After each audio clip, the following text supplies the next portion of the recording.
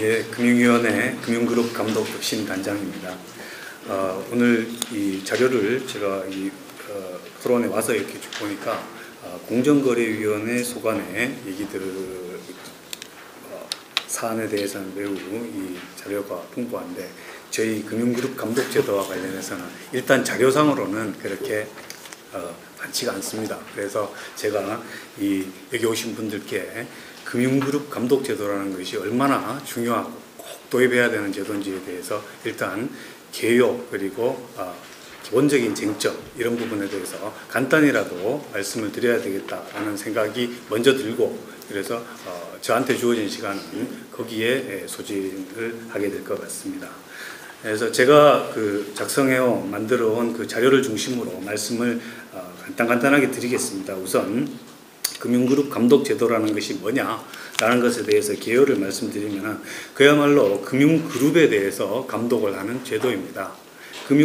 개별 금융회사, 은행, 증권, 보험 많이 접하고 계시지 않습니까? 그런 은행, 증권, 보험사라는 개별 금융회사가 아닌 이런 개별 금융회사들이 계열로 묶인 금융회사들의 어떤 집단으로서 금융그룹을 이 금융그룹이 추가적으로 가지게 되는 발생하게 되는 그런 그룹 차원의 리스크라는 것을 관리 감독하기 위한 그런 제도입니다.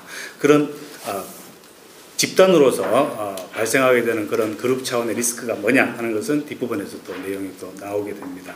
이것이 그러면은 어제 오늘 이게 논의가 된 거냐? 그렇지 않습니다. 2006년부터 국내에서 제도 도입 논의가 처음 시작돼서 지금까지 계속 논의가 되어 왔고 그 사이에 또 금융 지주회사에 대해서는 별도로 또 이미 규제체가 정립이 되어 있습니다. 그리고 국제 기준으로는 이미 1999년부터 이미 논의가 시작되었고요.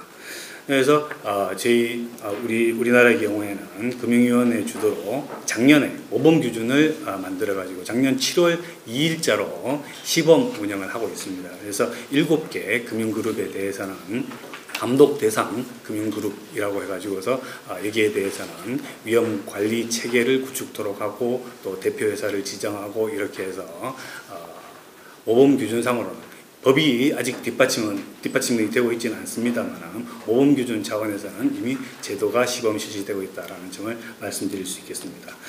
제도 도입 필요성에 대해서 몇 가지만 말씀을 드리면 좀 전에 말씀드린 것처럼 99년에 조인트 포럼이라는 곳에서 이미 금융그룹 감독에 대한 원칙을 공개를 했습니다. 조인트 포럼은 은행 분야 그리고 증권 분야 보험 분야의 국제 감독 기구가 있습니다. 그 기구들이 모여가지고서 조인트 포럼이라는 것을 결성을 해서 금융그룹 감독에 대한 원칙을 공개를 했고 그 다음에 2012년에는 이를 다시 개정을 해서 발표를 한 바가 있습니다. 그에 따라서 이미 정착된 국제규범이라는 점을 말씀을 드릴 수가 있겠습니다. 둘째, 제가 말씀드린 그런 사실상 위험을 공유하는 회사들의 집단에 대해서 규제 사각지대가 분명히 존재한다는 점입니다.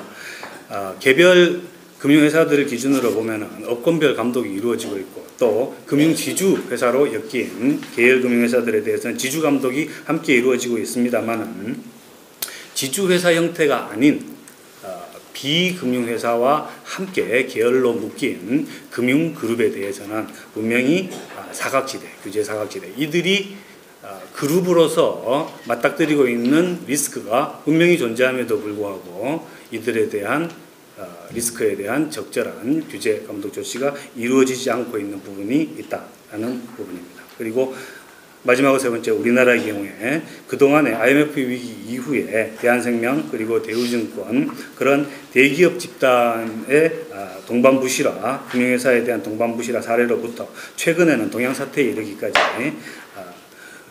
우리나라의 어떤 고유한 재벌체계라는 것 때문에 비금융 계열사에서 초래된 리스크가 금융회사로 전이되면서 금융회사가 동반부실화되고 이로 인한 국민의 피해가 분명히 존재하였다는 겁니다. 그래서 이런 부분에 대해서 현재 IMF에서 FSAP 한국금융부문평가를 나와 있습니다만 이미 2014년부터 IMF에서는 이런 부분에 대해서 통합금융그룹 감독에 대한 필요성 이런 부분들을 지적하고 개선을 촉구한 바 있습니다.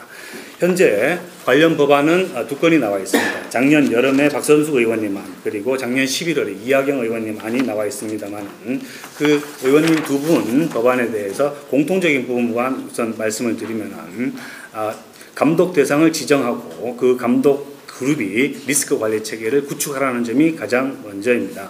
저희 모범 기준, 아까 말씀드린 모범 기준에서 시행되고 있는 부분과 법안의 내용이 대동소이한데요. 전체 금융그룹의 자산이 5조 원 이상인 경우에 복합금융그룹입니다. 복합금융그룹이라 하면 여수신업과 보험업과 은행업 중에서 두 가지 이상을 계열 전체로서 영유하고 있을 때 복합금융그룹이라고 하는데 이러한 그룹에 대해서는 감독 대상으로 지정하고 또 그룹 전체로서 리스크 관리 체계를 구축해야 합니다.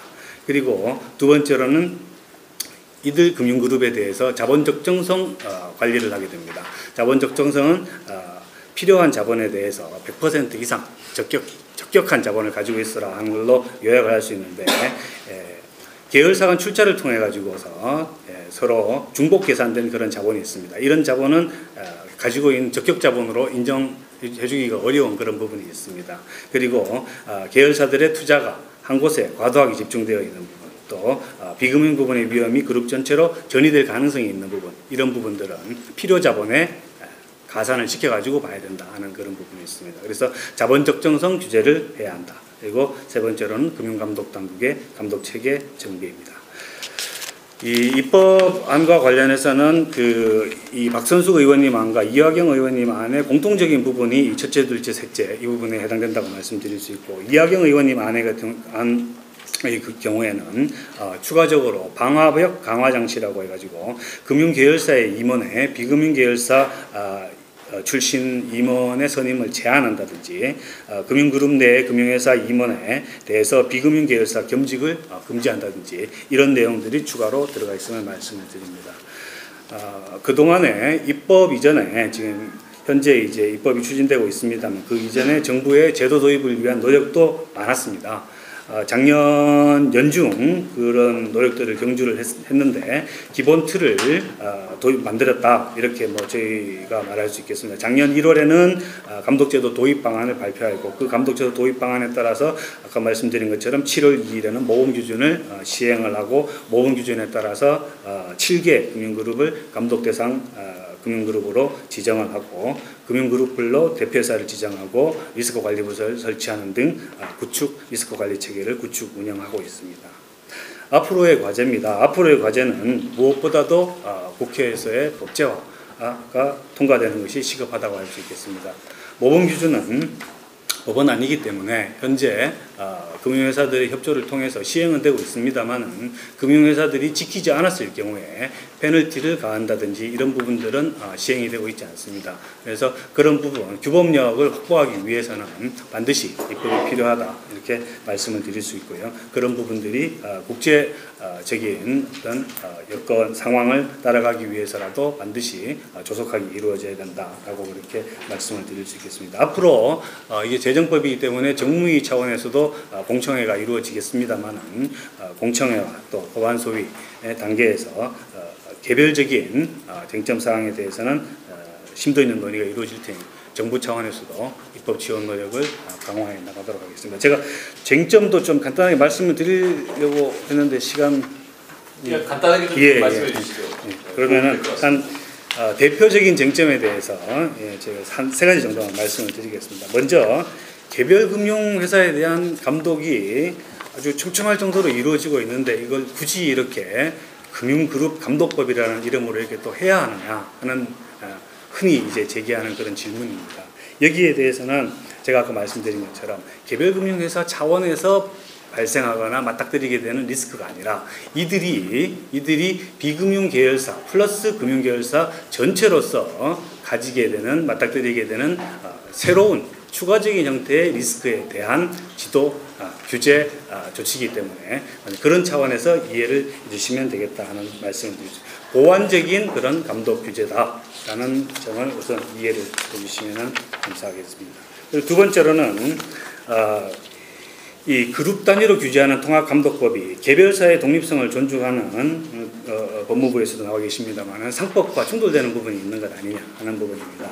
이 통합감독법은 답만 말씀드리면 상법의 틀 안에서 운영될 것이라는 겁니다. 상법과 충돌되는 경우가 없도록 그렇게 추진을 할 것이라는 겁니다. 통합감독 같은 경우 리스크 관리의 적정성만 요구하지 개별 회사에 대해서 어떤 조치를 해라 뭐 이렇게 하는 그런 부분이 없습니다. 전체적으로 이들 금융그룹 안에 개별 회사들 간의 어떤 협의와 이런 것들을 통해 가지고서 적절한 유형 관리를 하라라는 것이지 그 계열 금융그룹 내의 개별 금융회사에 대해서 A 금융회사는 이 조치를 하고 B 금융회사는 이 조치를 하고 이렇게 감독당국이 각각 찍어준다든지 이런 식으로 규제를 하거나 조치를 하지는 않는다는 점입니다. 그리고 아까 말씀드린 자본적정성 규제와 관련 마지막입니다. 오늘 아침에도 이제 일부 언론에서 매체에서 보도를 했습니다만 집중위험이나 전이위험을 산출하는 방식과 관련해 가지고서 특정 금융그룹을 언급하고 그러기도 했습니다만 현재로서 말씀드릴 수 있는 것은 한 가지의 어떤 확정된 방식으로 이런 자본 적정성을 산출하는 그런 것이 정해지지는 않았다는 점입니다. 이는 매우 금융그룹 감독과 관련해서 매우 중요한 핵심에 해당되는 부분이기 때문에 국회 입법 논의 과정에서 적정한 자본 적정성 산출 방식이라든지 규제 방식이나 이런 부분들이 논의될 거라고 그렇게 기대를 하고 있습니다. 이상으로 말씀 마치겠습니다.